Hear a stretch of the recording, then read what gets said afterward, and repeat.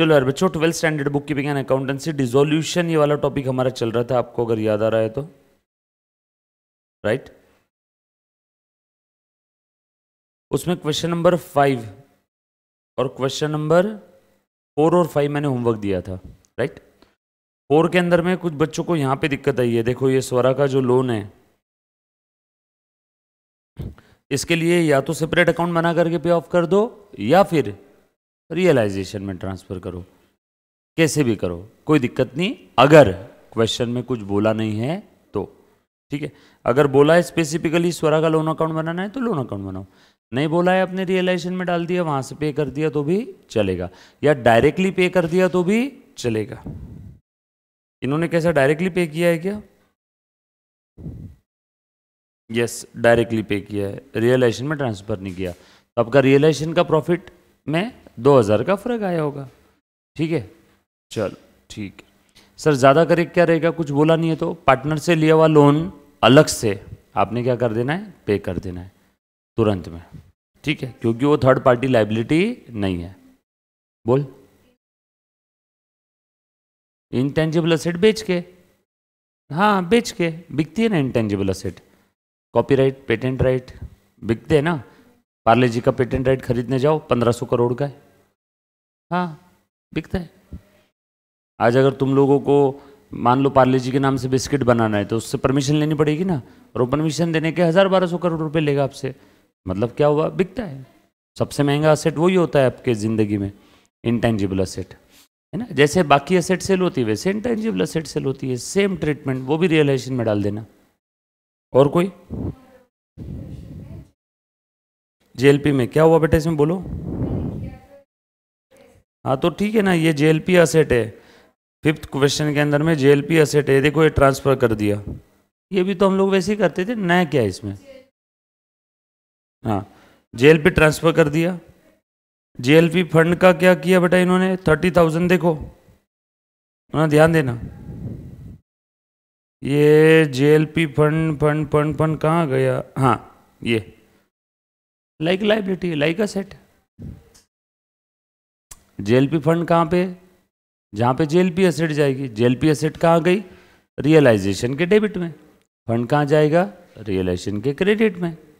Like normal liability जैसे treat करते वैसे।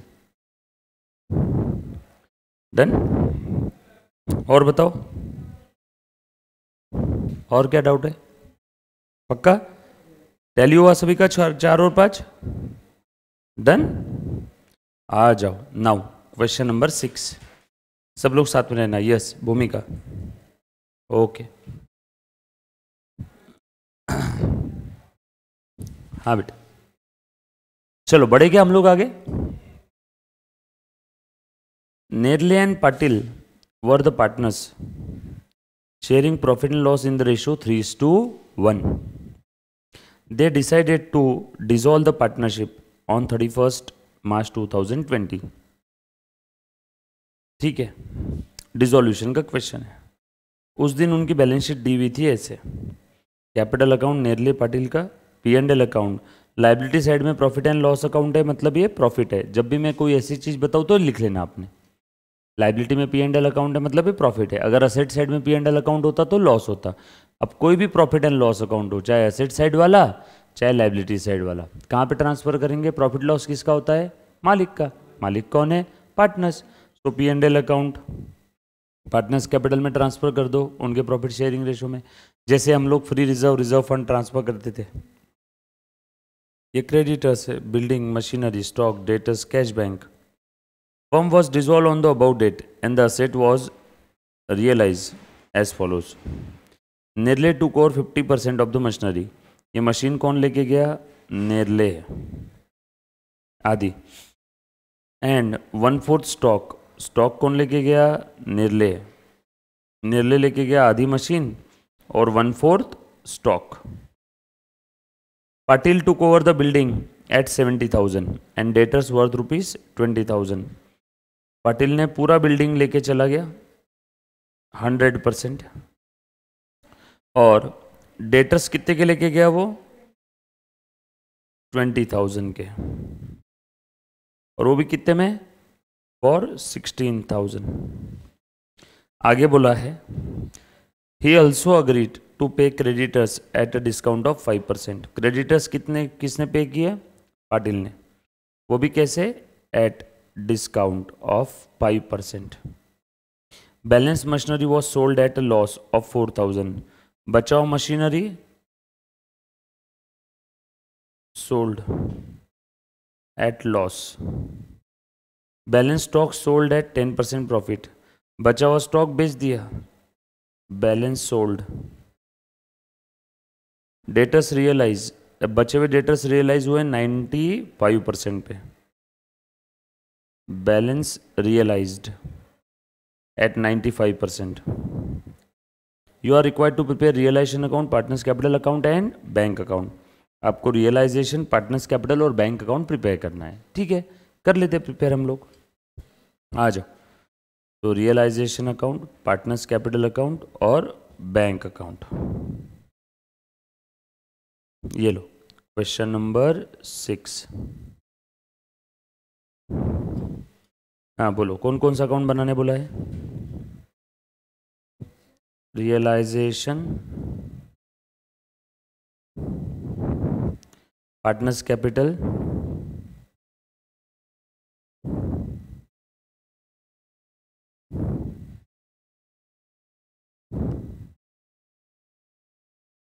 और बैंक अकाउंट।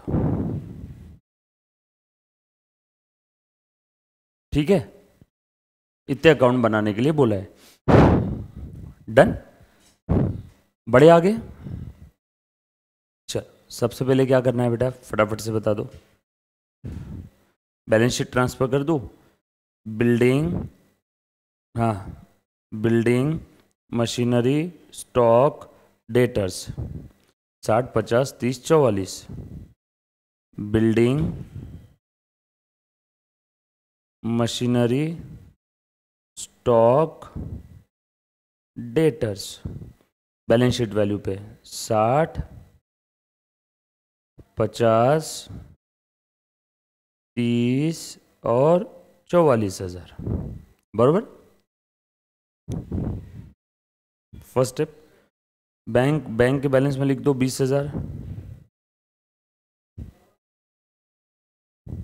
ठीक है, असेट साइड खत्म। थर्ड पार्टी लाइबिलिटी ट्रांसफर करो 32,000। Creditors, by creditors to realisation.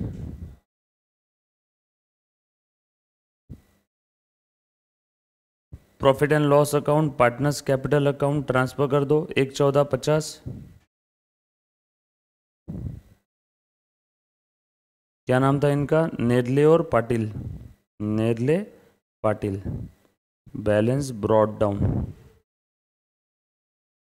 P&L, profit transfer करो। प्रॉफिट का क्रेडिट बैलेंस ट्रांसफर करना है तो डेबिट करो। बरोबर, बोलो बेटा।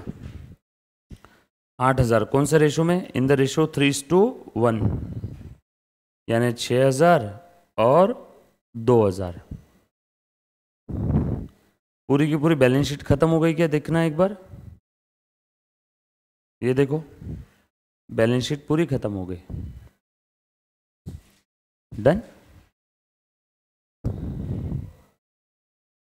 चलो आगे। उसके बाद आज हम आ जाओ, आगे बढ़ते। मैं नीचे की एडजस्टमेंट पढ़ रहा हूँ। Nearly took over the 50% of machinery at a discount of 10% and 1/4 stock at a discount of 20%। चलो वन बाय वन।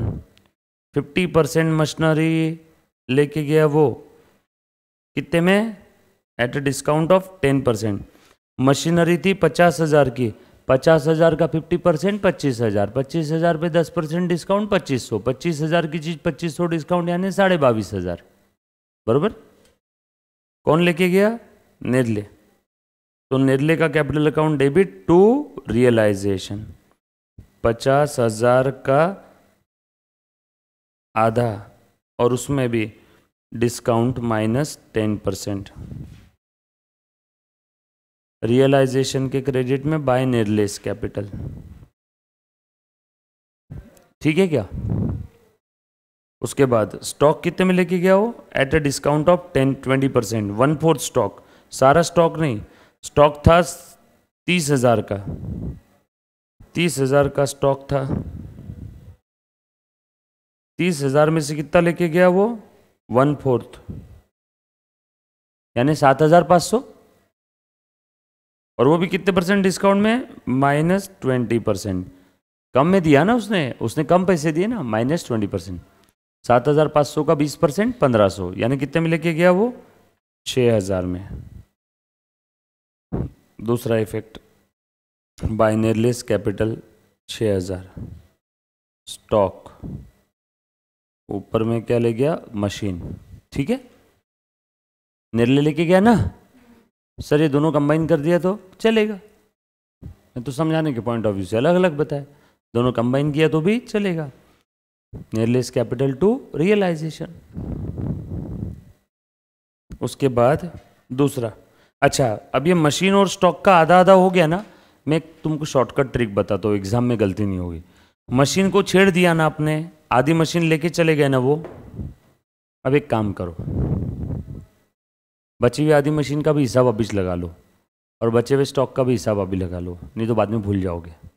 ढूंढो क्वेश्चन में बची हुई मशीन का क्या करना है, ये भी एक तरीका है, तो आपकी गलती होने के चांसेस कम हो जाएंगे। आधी मशीन ले गया ना वो, बची हुई आधी मशीन का क्या किया, ढूंढो, और सर अगर कुछ नहीं दिया रहा क्वेश्चन में तो तब के तब बेच दो, मतलब कोई भी पॉइंट में आपकी गलती चाह के भी नहीं हो सकती, बराबर है।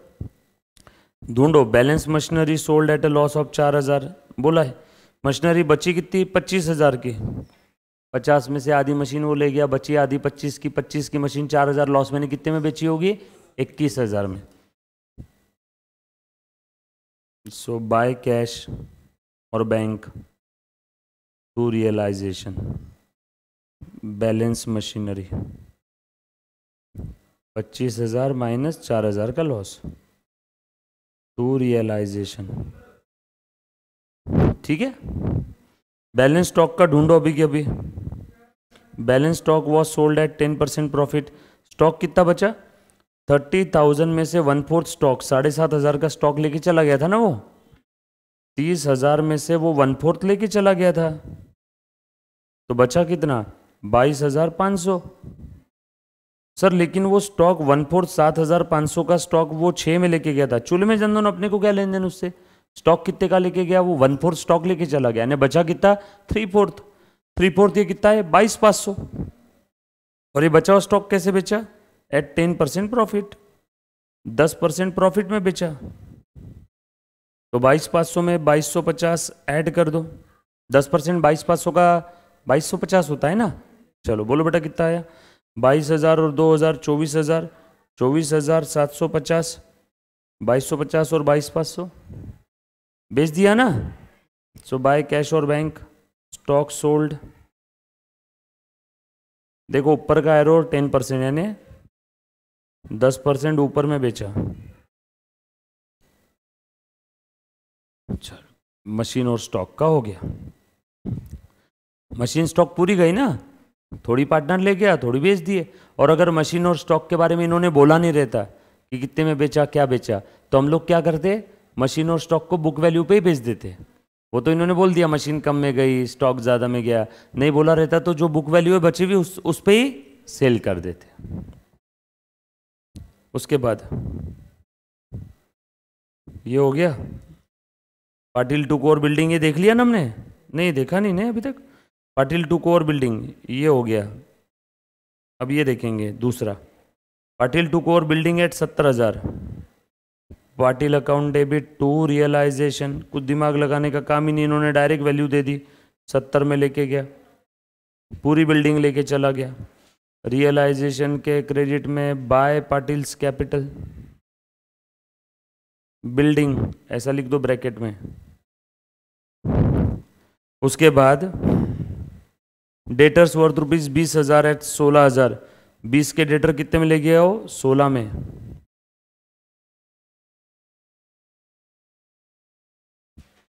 डेटर ऊपर वाले में क्या लेके गया था, बिल्डिंग,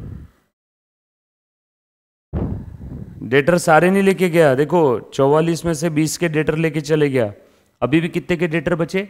हाँ, अब वो 20 के डेटर 200 रुपये में लेके जाओगी, 16,000 में उससे कोई लेन देन नहीं है। 44 में से 20,000 के डेटर गए, बचे कितने? 24,000 के डेटर्स। 24,000 के डेटर्स का क्या हुआ? 95% रियलाइज हो गया। सर मतलब 24,000 के डेटर्स में से 5% कम आए। टोटल डेटर्स थे 44,000 के, उसमें से 20,000 के डेटर पाटिल ले गया, बचे 24,000 के डेटर्स। इस पे कितना परसेंट कम आया? 5%, यानी 95% आ गया। 24,000 का 5% निकालो। 24,000 का 5%, 20,000 का 5%, 1,200, 1,200 रुपये कम आए। 24, 23, 22,800 आया क्या डेटर्स के? 22,800 रियलाइज हो गए क्या बाय कैश और बैंक?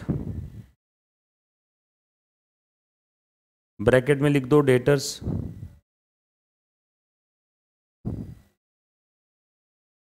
बचे हुए डेटर्स भी हो गए। चलो, बैलेंस स्टॉक हो गया, बैलेंस डेटर्स हो गए, सब कुछ हो गया, सारी एडजस्टमेंट हो गई। रियलाइजेशन का प्रॉफिट लॉस निकाल लो। क्रेडिटर्स का दिया है क्या इन्होंने? देखो कैश बैंक हो गया। क्रेडिटर्स के बारे में कुछ बोला है क्या? हाँ, कहाँ गया ये ऑल्सो अग्रीड टू पे द क्रेडिटर्स एट 5% डिस्काउंट। 32,000 में से 5% कम कर दो। क्रेडिटर्स को देना था 32,000, इसका 5% निकालो, 1,500, 1,600, 1,600 कम कर दो, 31, 30,400। इतना पे किया क्या? और किसने पे किया? ये पाटिल ने। तो पाटिल को क्रेडिट करो। बाय रियलाइजेशन क्रेडिटर्स कितना? 30,000, और रियलाइजेशन के डेबिट में 2 पाटिल्स कैपिटल। डन, निकालो बेटा। हो गया सब कुछ। क्रेडिटर्स को पे ऑफ कर दिया, बिल्डिंग पूरी बेच दी, मशीन पूरी चली गई, स्टॉक गया, डेटर्स गया, कैश बैंक जो बचा है, प्रॉफिट हमने ट्रांसफर कर दिया। अब कैश बैंक जो बचा है देखो, वो नेरले और पाटिल को दे दो। जो कैश बैंक बचा है वो नेरले और पाटिल को दे दो। बरोबर नेरले पाटिल का जो बैलेंसिंग फिगर आ रहा है उतना ही कैश बैंक में बचना चाहिए। तो आपका सम सही है, नहीं तो गलत हो गया। बरोबर, निकालो रियलाइजेशन का प्रॉफिट लॉस। निकाल बेटा। कितना रहा है रियलाइजेशन का प्रॉफिट लॉस, बताओ। मैं डेबिट साइड की टोटल कर रहा हूँ, आप क्रेडिट साइड की करो। मैं इजी वाली करता हूँ। 60 और 50, 1 10, 30, 1 40, 1 84, 1 84, 94, 4 14, 2 14, 2 14, 400, 2,14,400 की टोटल आ रही है। 60 और 50, 1 10, 1 84, 30, बोलो बेटा।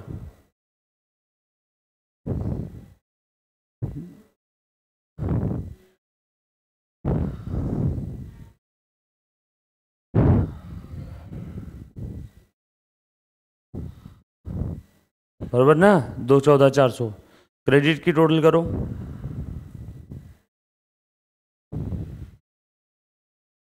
करो बेटा। 2,15,000। अरे और ले 2,15,50 में से 2,14,400 चले गए, 650 का प्रॉफिट हुआ। ये प्रॉफिट 3:2, 3:1 के रेशो में बांट दो। 2 Nerle, 2 Patil. Profit on realisation. Sir profit क्यों? क्योंकि क्रेडिट साइड की टोटल ज्यादा है। बांट दो बेटा। पहले 600 को मैं 3:1 में बांटूंगा। बोलो बेटा कितना आ जाएगा? 150, 450 और ये 150, और फिर 50 को 3:1 में बांट दूंगा। ये आ जाएगा मेरा 38 और 12। तो कितना हो गया? 468 और 162। और दे दो, प्रॉफिट ट्रांसफर करो। 468, 162 बाय रियलाइजेशन प्रॉफिट।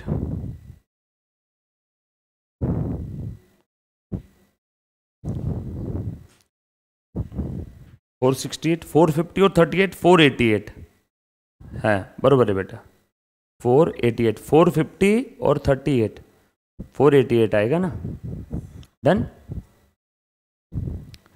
चलो निकालो पार्टनर्स के कैपिटल का बैलेंसिंग फिगर निकालना मुन्ना।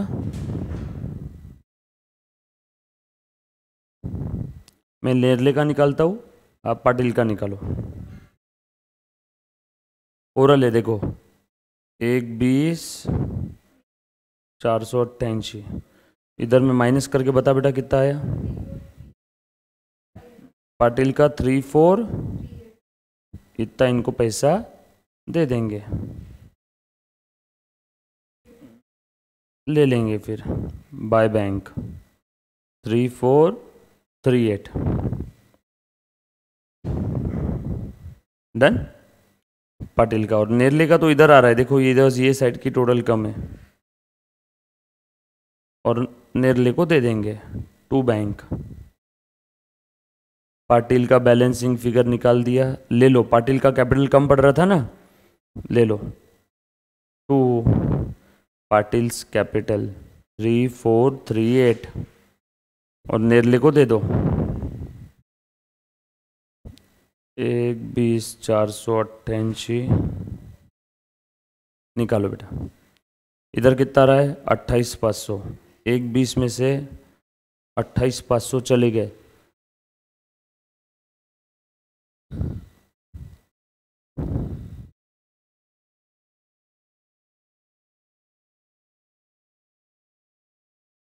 एक 20 में से 20 गया, बचा 1 लाख और 8 चले गए 92। हाँ बराबर है 91,988 बैलेंसिंग फिगर।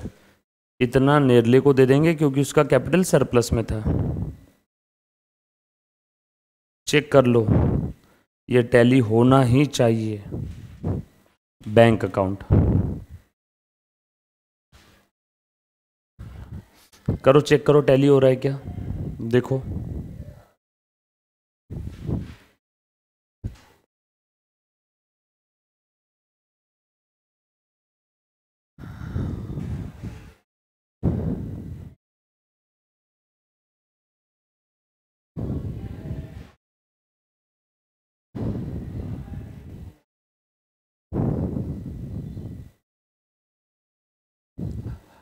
चेक करो बेटा टैली हुआ क्या,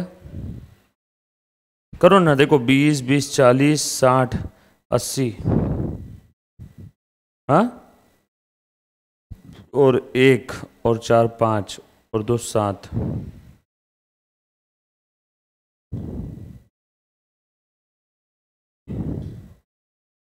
और 3 10, 90,000।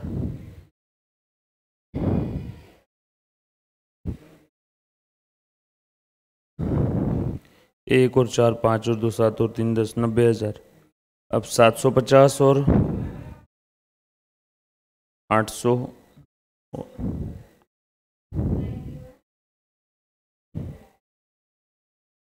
बरोबर है क्या?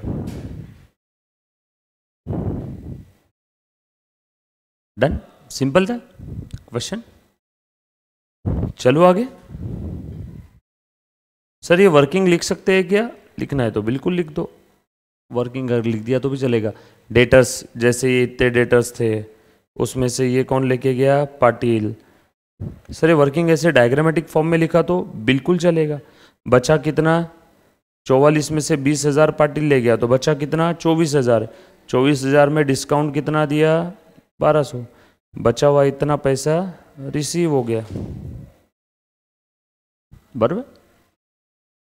वहीं पे फटाफट से वर्किंग बना लेना, वर्किंग नोट का नाम दे देना, तो उसको और अच्छा लगेगा कि भाई बच्चे ने वही सॉल्व किया, बराबर। चलो आगे आ जाओ। ये था डिसोल्यूशन का एक one of the important part. ये देखो इन्होंने भी ऐसी डायग्राम बनाई। मशीन 50 की थी, आधी कौन लेके गया? नेरले। बची हुई आधी रियलाइज हो गई 4,000 के लॉस पे। स्टॉक कितने का था? 30 का। 1/4 कौन लेके गया? नेरले। बचा हुआ आधा रियलाइज हो गया 10% ऊपर में। Creditors 5% discount. टोटल डेटर्स उसमें से पाटिल ले गया इतने, बचे हुए डेटर्स पे 5% डिस्काउंट देके इतना रियलाइज हुआ। बराबर, चलो आगे आ जाओ। अब इस टॉपिक का दूसरा किस्सा। पहले तो एक बार ये डिसोल्यूशन के अंदर में अब तक जो देखा उसके अंदर में किसी बच्चे को कोई डाउट है तो पूछो कि डिसोल्यूशन में अब तक जो भी देखा सर ऐसा क्यों कैसे काय को होता है। एनीबॉडी?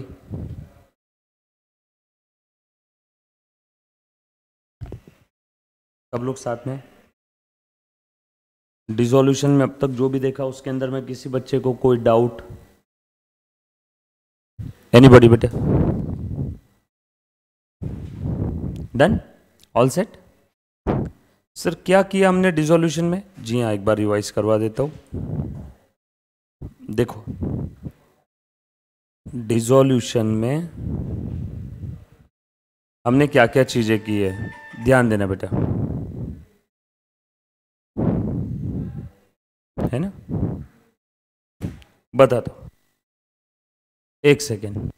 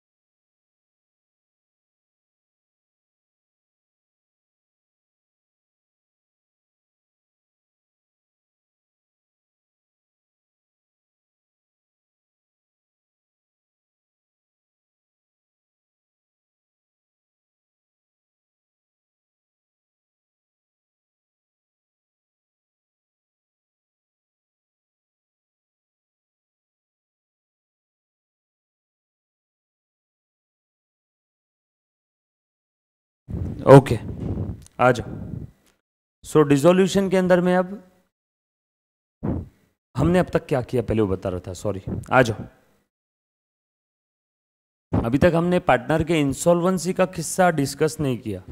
अब तक जो भी डिसोल्यूशन हो रहा था उसमें कोई भी केस में पार्टनर के इंसॉल्वेंसी के बारे में कुछ नहीं बताया था, राइट? जो भी था एकदम सिंपल सिंपल डिसोल्यूशन की एडजस्टमेंट थी। अब इसके बाद हम लोग जो टॉपिक में देखने वाले हैं वो है dissolution due to the insolvency of partner. Partner insolvent हो गया या हो गए, इस कारण से डिसोल्यूशन हो रहा है। अभी तक जो डिसोल्यूशन देखा वो सिंपल डिसोल्यूशन था। एग्जाम में दोनों भी क्वेश्चन इक्वली इंपॉर्टेंट है, ठीक है? आ जाओ। अब तक जो हमने डिसोल्यूशन देखा उसमें सबसे पहली स्टेप क्या करते थे? First step close the balance sheet. ये करते थे ना सर? कैसे क्लोज करते थे बता दो। सेकंड स्टेप क्या करते थे बताओ?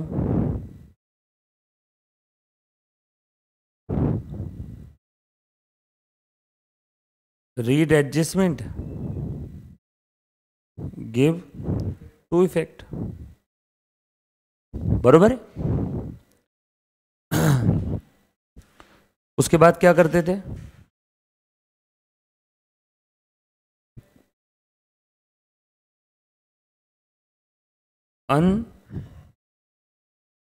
अनरियलाइज्ड असेट्स, अगर कुछ है तो इफेनी, उसे क्या कर देते थे? बेच देते थे। जरूरी नहीं कि सारी एसेट पार्टनर लेके जाते, कभी कभार कुछ एसेट के बारे में बोला नहीं रहता, उसको क्या करो? बेच दो। कितने पे बेचना है? जितने पे क्वेश्चन में लिखा है। क्वेश्चन में कुछ बोला ही नहीं है एसेट कितने में बेची, तो कितने पे बेचेंगे? बुक वैल्यू पे, जो बैलेंस शीट की वैल्यू है। और अनरियलाइज्ड लाइबिलिटी के बारे में कुछ बोला नहीं है तो उसे क्या कर दो? पे ऑफ कर दो। कितने पे करना है? जितने पे क्वेश्चन में बोला है। क्वेश्चन में कुछ नहीं बोला है तो जो बैलेंस शीट में वैल्यू है उतने पे ऑफ कर दो। मैंने आपको जब जो अब तक किया है हमने पिछले दोनों लेक्चर में, वही सारी चीजें बता रहा हूँ एक सेंटेंस में, पिछले 2 लेक्चर से और आज का भी। और उसके बाद fourth step, realisation expenses if any, अगर कुछ है तो पे ऑफ कर दो। फिफ्थ स्टेप, रियलाइजेशन का प्रॉफिट और loss transfer to partners capital in their profit sharing ratio. Last step, balancing figure of partners capital, या तो पे करेंगे या तो उनसे रिसीव करेंगे, कैश बैंक टैली हो जाएगा आपका। लास्ट में कैश और बैंक टैली। थोड़ा सा डीप में करते हैं अब इसी को।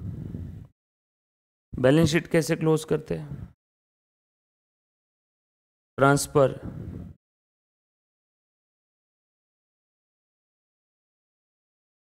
Realisable asset.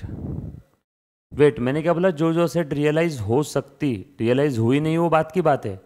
जो जो रियलाइज हो सकती उसको कहाँ ट्रांसफर कर दो? To realization account. उसके बाद transfer third party liability to realization account. उसके बाद transfer reserves, surplus, profit, loss और fictitious asset to partners capital account in their profit sharing ratio. Transfer partners capital account balance to partners capital account. क्या बोलते हो? सही है ना? पे ऑफ पार्टनर्स लोन,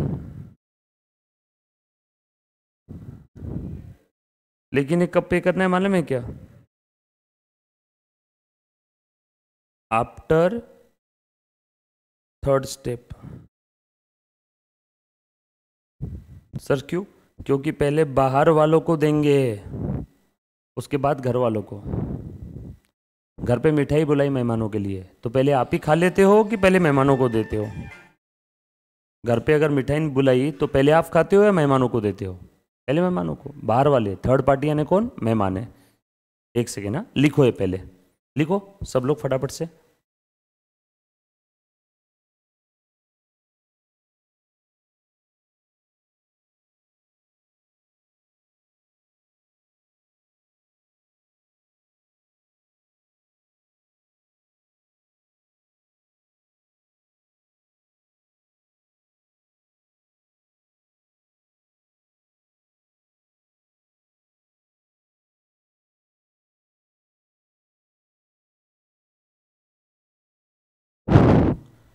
लिखा बेटे? एक सेकेंड ना, मैं आपको लिखने के लिए अच्छी खासी चीज़ें देता हूँ, एक ब्रेक भी दूंगा 5 मिनट का, तब लिख लेना। पहले एक बार सिर्फ 2 मिनट के लिए ध्यान दे दो, है ना? कुछ बच्चों ने लिखना चालू कर दिया होगा, सॉरी मैं आपको इंटरप्ट कर रहा हूँ। ये कब पे करना है ये समझ में आया है क्या? ये इंपॉर्टेंट है, ये यहाँ नहीं पे करना, थर्ड स्टेप के बाद। क्यों? लॉजिक समझ में आया?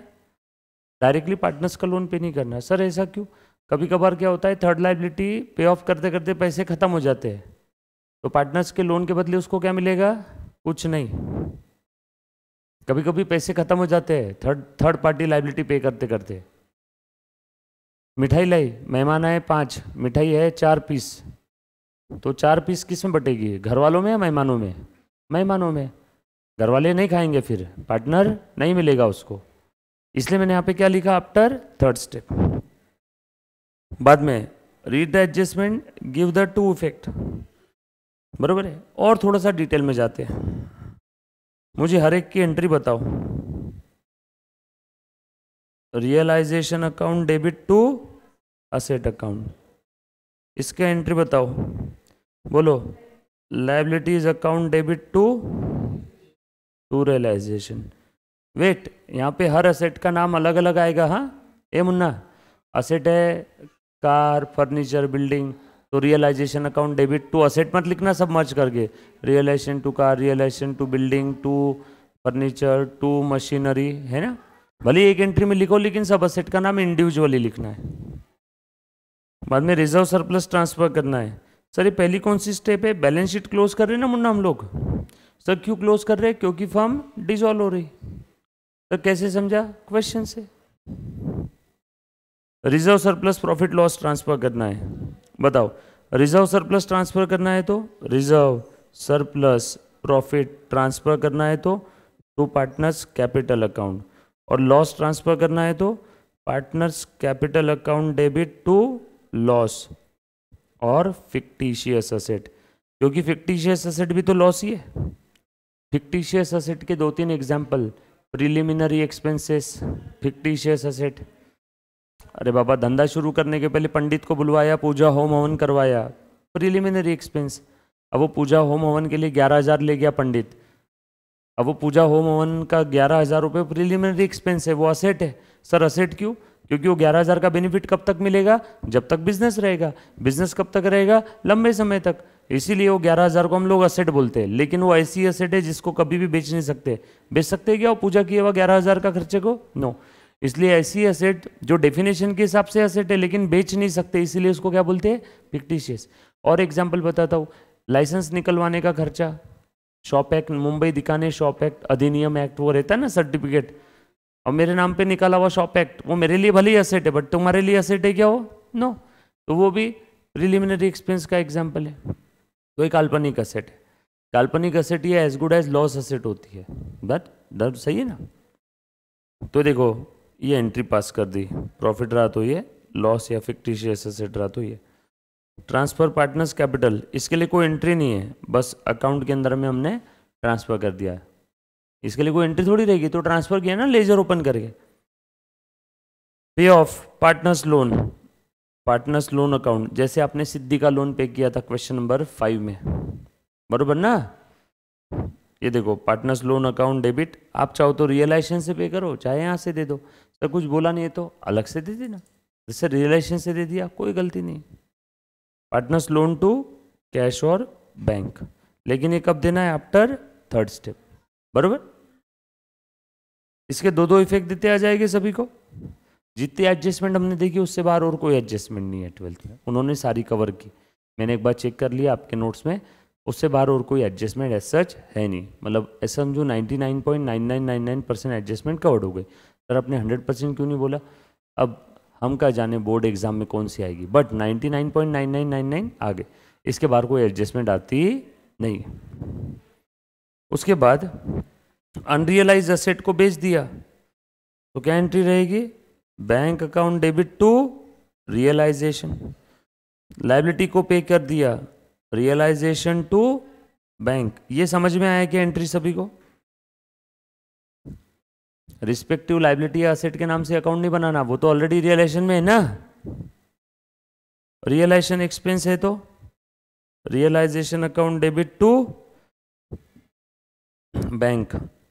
रियलाइजेशन पे प्रॉफिट हुआ तो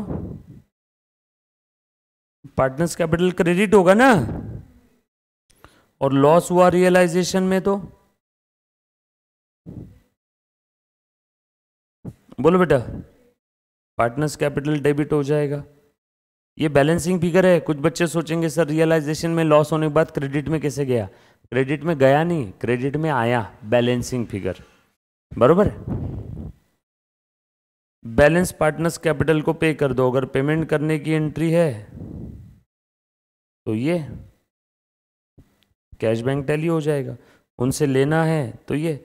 आसान भाषा में पार्टनर्स कैपिटल का बैलेंसिंग फिगर क्या लिख दो? टू कैश बैंक और बाय कैश बैंक, खेल खत्म।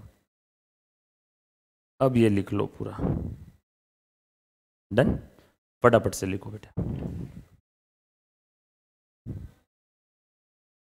लिख लो जल्दी जल्दी से।